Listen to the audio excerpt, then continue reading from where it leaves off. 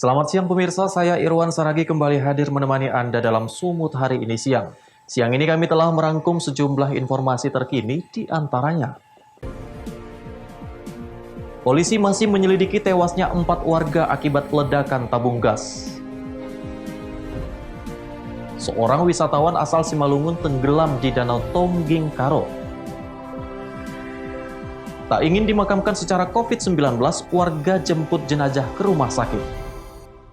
Selain cuplikan berita tadi, kami juga akan menghadirkan beragam informasi lainnya. Pemirsa, kita jelang Sumut hari ini siang selengkapnya.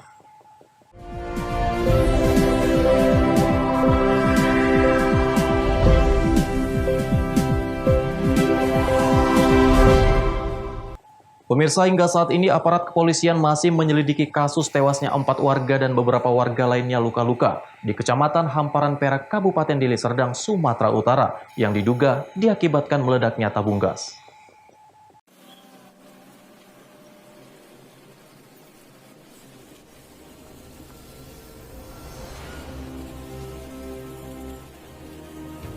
Sebuah bengkel las yang berada di Jalan Lintas Sumatera Utara, tepatnya di kilometer 29 Desa Tandem Hulu, Kecamatan Hamparan Perak, Kabupaten Deli Serdang, Sumatera Utara meledak.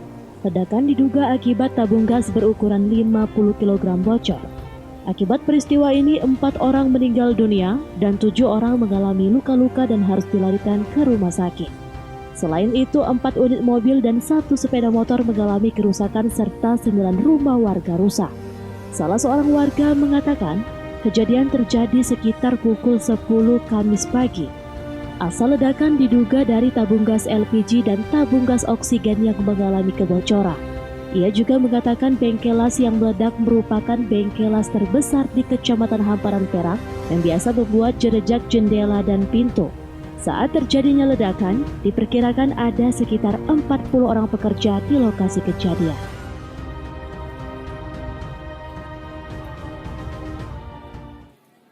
Pak, ini tadi kejadiannya jam berapa nih Pak? Jam 10:05 gitu. Penyebabnya apa kira-kira? Tabung gas LPG sama tabung gas oksigen itu meledak. Penyebabnya apa Pak? Penyebabnya mungkin karena waktu pemotongan pipa ada yang bocor.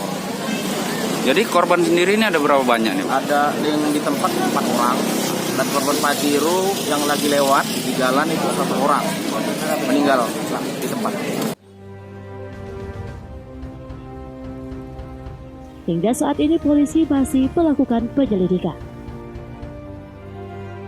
Wahyu Pratama melaporkan untuk Eva Rina TV. Sementara itu pemirsa, seorang wisatawan tenggelam pada saat berlibur dengan temannya di Pantai Persanggahan Tongging, Kabupaten Karo, Sumatera Utara. Tim SAR gabungan masih terus melakukan pencarian. Korban merupakan warga Desa Sarangpadang, Kecamatan Silimakuta, Kabupaten Simalungun.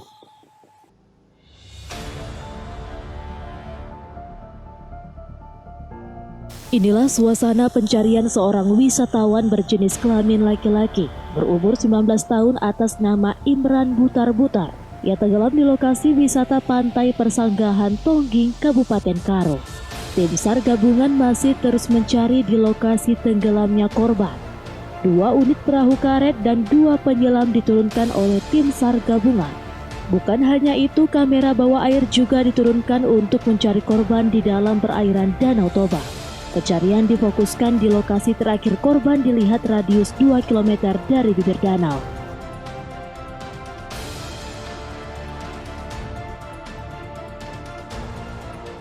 Untuk sekarang ini belum ada menghasilkan, tapi kita tadi ada tim penyelam kita tuh menemukan celana, tapi kita tanya sama kawannya itu ternyata itu bukan celana si korban.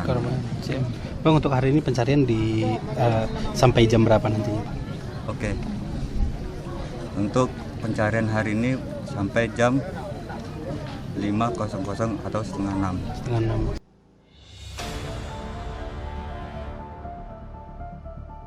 Korban sebelumnya berwisata dengan rekan-rekannya di lokasi pemandian Pantai Persanggahan Tongging, Kabupaten Karo.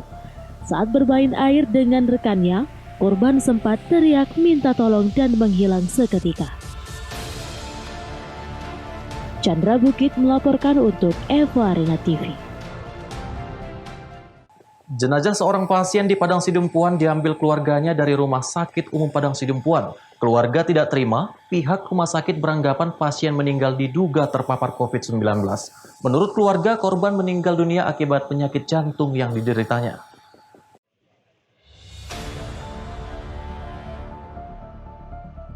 Keluarga almarhum Ali Nasrun Matondang mendatangi Rumah Sakit Umum Kota Padang Sidempuan Kamis sore. Mereka meminta agar jenazah almarhum Ali Nasrun Matondang, warga Jalan Profesor M. Yamin, Kota Padang Sidempuan, diserahkan kepada mereka. Keluarga ini marah setelah pihak rumah sakit menyatakan Ali Nasrun berusia 64 tahun meninggal karena terpapar COVID-19. Menurut keluarga, Rabu sore almarhum dibawa ke Rumah Sakit Meta Medika Sidempuan karena penyakit jantungnya kumat hingga sesak napas. Sekitar pukul 20 malam, keadaan almarhum semakin gawat hingga harus dirujuk ke Rumah Sakit Umum Padang Sidempuan. Di rumah sakit, almarhum langsung diisolasi oleh petugas medis, namun belum sempat 24 jam dirawat, almarhum meninggal dunia. Ketika keluarga akan mengambil jenazah almarhum, pihak rumah sakit langsung menahan dengan alasan almarhum akan dimakamkan secara khusus karena diduga sebagai penderita COVID-19. Intinya kami tidak mau bapak kami diisolasi. Jadi korban. Di sana tidak bisa, harus kami bawa pulang. Betul nggak? Emangnya sebelumnya bapak kita sakit apa, Pak? Dia penyakit jantung. Sakit apa, Pak? Pertama bapak kami sakit jantung. Ya otomatis jantung dia akan sesak napasnya. Datang ke rumah sakit ini ditolak dari Meta Medika. Dia yang perkes ini. Sampai di sini bapak kami meninggal. Kenapa dibilang COVID, Pak?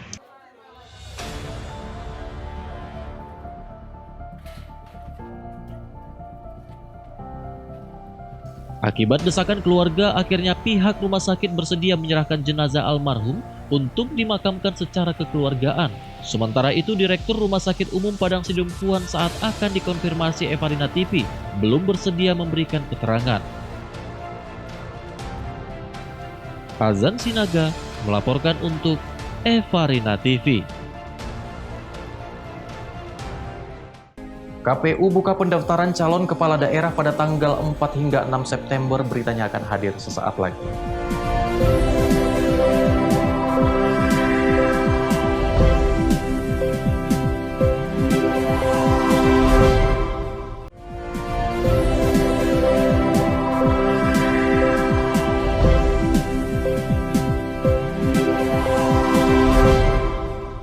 Terima kasih Anda masih bersama kami. Komisi Pemilihan Umum Daerah Kabupaten Simalungun, Sumatera Utara membuka pendaftaran bagi pasangan bakal calon kepala daerah pada tanggal 4 hingga 6 September mendatang. Sedangkan masa kampanye dimulai tanggal 26 September sampai tanggal 5 Desember dan pemungutan suara pada tanggal 9 Desember mendatang.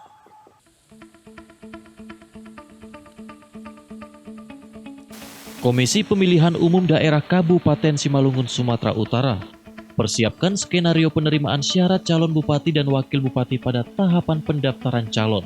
Skenario dipersiapkan sehubungan penyelenggaraan pemilihan kepala daerah di tengah pandemi COVID-19. KPU Simalungun mulai membuka pendaftaran calon kepala daerah pada tanggal 4 hingga 6 September mendatang. Sedangkan masa kampanye dimulai tanggal 26 September hingga tanggal 5 Desember. Dan pemungutan suara pada tanggal 9 Desember mendatang. Peraturan tersebut tertuang dalam Peraturan Komisi Pemilihan Umum atau PKPU nomor 5 tahun 2020 tentang tahapan, program, dan jadwal penyelenggaraan Pilkada tahun 2020.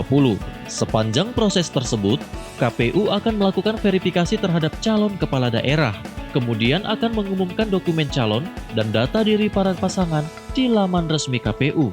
Ini dilakukan agar masyarakat bisa mengetahui atau memberi informasi kepada KPU untuk diverifikasi terkait calon yang bersangkutan. KPU Kabupaten Simalungun akan menyampaikan ke publik bahwa pemilihan Bupati dan Wakil Bupati Simalungun pendaftaran akan dibuka tanggal 4 sampai dengan tanggal 6 September 2020. Nah, kemudian dokumen-dokumen itu bisa diserahkan pada saat pendaftaran itu untuk kemudian dilakukan verifikasi terhadap dokumen paslon yang mendaftar nantinya. Nah, dari dokumen yang kita terima dari paslon, itu akan dilakukan verifikasi dokumen dan akan kita sampaikan ke publik melalui laman KPU. Kemudian setelah itu, nanti berjalannya tahapan itu akan dilakukan beberapa kegiatan. Yang pertama itu berkaitan dengan pemeriksaan kesehatan oleh instansi terkait yang bekerja sama dengan KPU.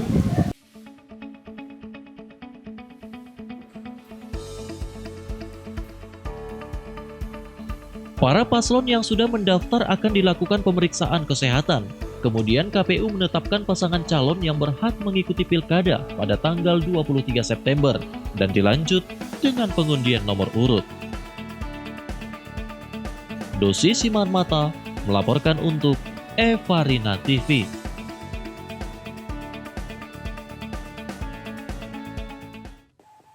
Beralih ke informasi lain, pemirsa, aparat melakukan razia masker di pajak Singgabur di Kecamatan Sitelu Tali Urang Julu, Pak Barat.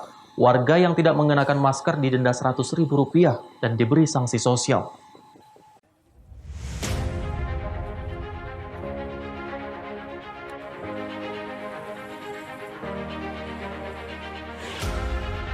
TNI Polri serta Satuan Pamong Praja pada 26 Juli 2020 merazia warga yang tidak memakai masker di Pasar Singgabur, Kecamatan Siteku, Tali Urang Jehi, Kabupaten Pak Barat.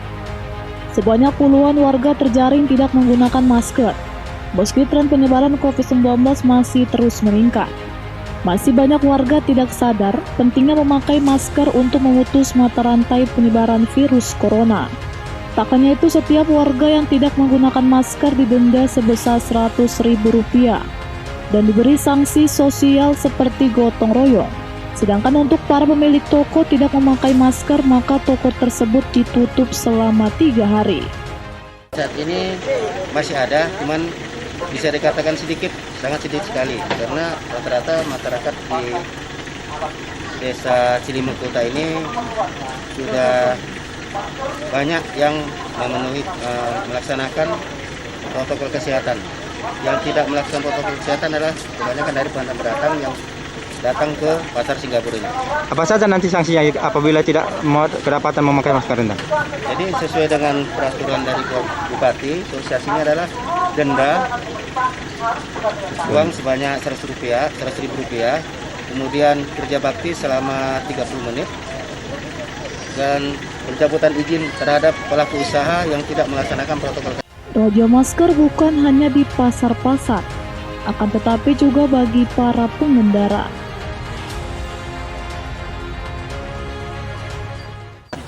Sesuai dengan monitoring kita pada hari ini, masih saja kita temukan masyarakat kita yang tidak menggunakan masker, baik itu pembeli maupun pedagang. Namun kita harapkan dengan melakukan sosialisasi ini, kedepannya kita harapkan seluruh masyarakat yang melakukan perjalanan keluar rumah, baik menuju pasar atau ke tempat-tempat lainnya, semoga menggunakan masker semuanya. Itu yang kita harapkan dengan dilakukannya sosialisasi ini. Sebagai kita camat di sini, Pak, apakah udah ada himbauan tertulis di setiap warung atau setiap pajak pasar-pasar ini? Terkait dengan himbauan tertulis baik di pasar ataupun di rumah-rumah warga, itu sudah kita lakukan baik dari pemerintahan desa maupun pemerintahan kecamatan. Jadi ini sudah kita lakukan sejak diberlakukannya kondisi darurat COVID ini. Jadi Peto Citra Cibru melaporkan untuk Evarina TV. Pemirsa, mengambil uang kota infak di salah satu masjid di Medan, seorang pria parubaya ditangkap warga. Aksi saat mengambil uang kotak infak tersebut terekam kamera CCTV.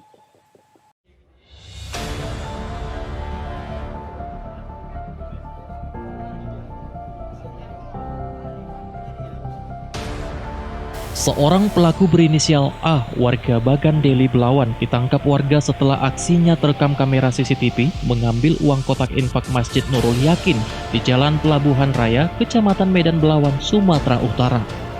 Dari CCTV terlihat pelaku dengan santai mengambil uang di dalam kotak infak yang dicongkel menggunakan sebatang sapu lidi. Pelaku sempat menjadi bulan-bulanan warga yang tersulut emosi karena di kawasan tersebut sering terjadi pencurian. Pelaku langsung diamankan petugas kepolisian dari Polsek Belawan. Kepala Lingkungan 03 Kelurahan Belawan 2 mengatakan, dari hasil rekaman kamera CCTV tercatat pelaku dalam 3 hari berturut-turut berhasil mengambil uang di dalam kotak infak dengan menggunakan alat sederhana.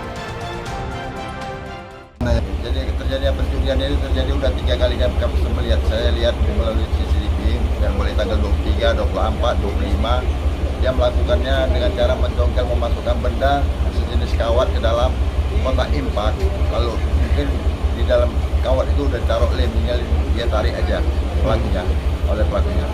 Jadi udah sering nih Pak ya? Kalau saya dari CCTV udah 3 hari ini berturut-turut dia melakukannya. Untuk mempertanggungjawabkan perbuatannya, kini pelaku terancam mendekam di teralis besi Polsek Belawan. Wahyu Pratama melaporkan untuk Evarina TV. Pemirsa, Sumut hari ini akan kembali dengan informasi menarik lainnya. Tetaplah bersama kami.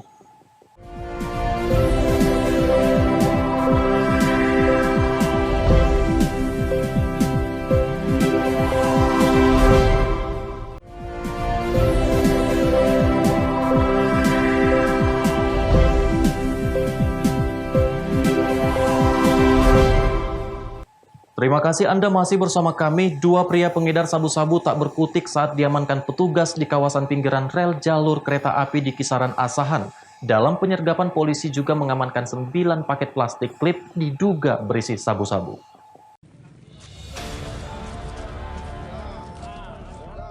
Dua pria pengedar sabu-sabu ini pasrah saat tim Paus Satuan Narkoba Polres Asahan, Sumatera Utara menyergap mereka. Tak hanya itu, kedua pria warga perumahan pinggiran rel jalur kereta api Jalan Bakti Kisaran Asahan ini juga tidak bisa berkutik saat petugas yang melakukan penggeledahan menemukan 9 paket plastik klip diduga berisi sabu-sabu yang disembunyikan dalam bekas kemasan kotak rokok. Kepada petugas, kedua tersangka mengaku sabu-sabu tersebut dibeli mereka dari seseorang di Desa Bagan Asahan, Kecamatan Tanjung Balai Asahan. Selain untuk diedarkan, barang haram rencananya juga untuk mereka gunakan sendiri. Sementara polisi masih melakukan pengembangan untuk mengungkap asal-usul barang haram itu.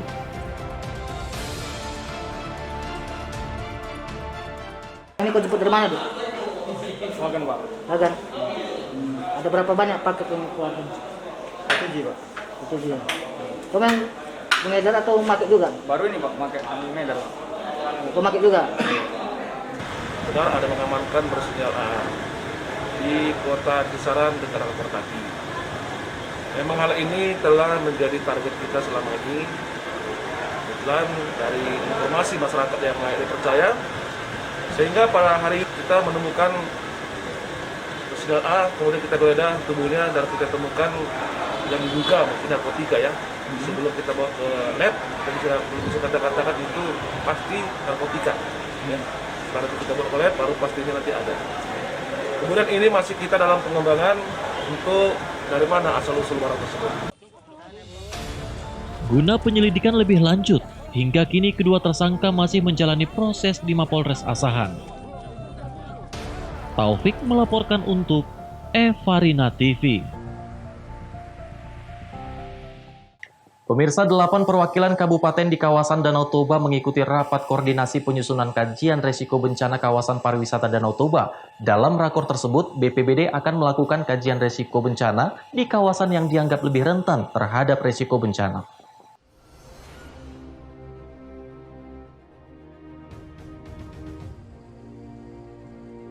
8 perwakilan kabupaten di kawasan Danau Toba mengikuti rapat koordinasi penyusunan kajian resiko bencana kawasan pariwisata Danau Toba di Posko Satuan Tugas COVID-19 Jalan Asahan, Kecamatan Siantar, Kabupaten Simalungun. Hadir dalam kegiatan tersebut, Asisten 1 Pemkab Simalungun Topot Saragi, Kepala Sub Evaluasi Direktorat Monitoring dan Evaluasi Resiko Bencana BNPB Pusat, Edi Saryaman Purba, dan Darius mewakili dari BPBD Provinsi Sumatera Utara.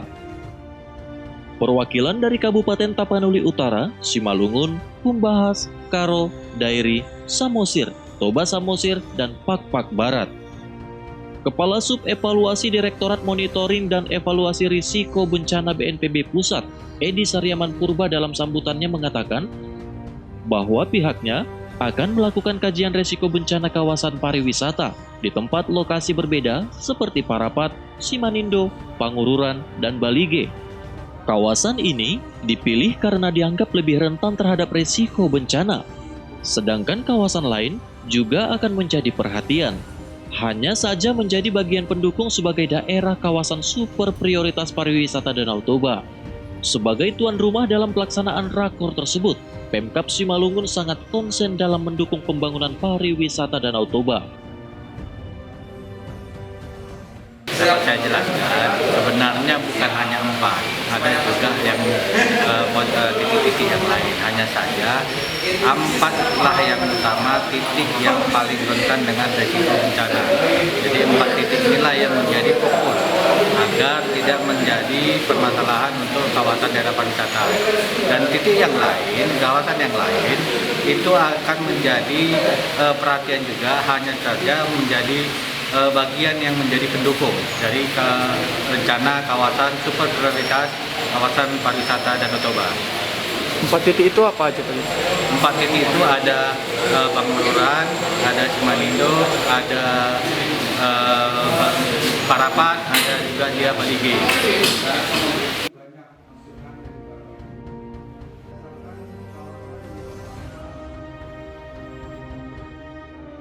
Melalui hasil kajian ini, diharapkan pariwisata Danau Toba terus berkembang dan memberikan kontribusi yang besar bagi masyarakat dalam peningkatan ekonomi dan peningkatan pendapatan asli daerah di Provinsi Sumatera Utara dan kabupaten yang berada di kawasan Danau Toba. Dosi Simarmata melaporkan untuk Evarina TV.